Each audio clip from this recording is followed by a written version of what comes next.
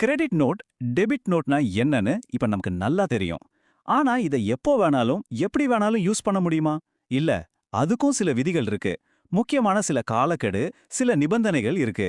அத பத்தி இப்போ பார்க்கலாம். இந்த தேதியை நல்லா ஞாபகம் வச்சுக்கோங்க. நவம்பர் 30.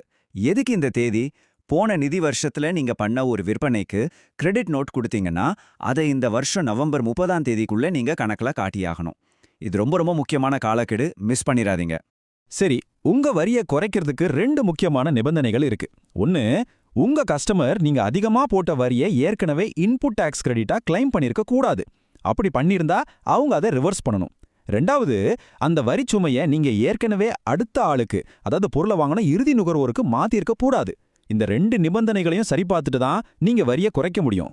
சரி, நாம இப்போ இந்த விளக்கத்தோட கடைசிக்கு வந்துட்டோம். இப்போ உங்ககிட்ட ஒரு கேள்வி.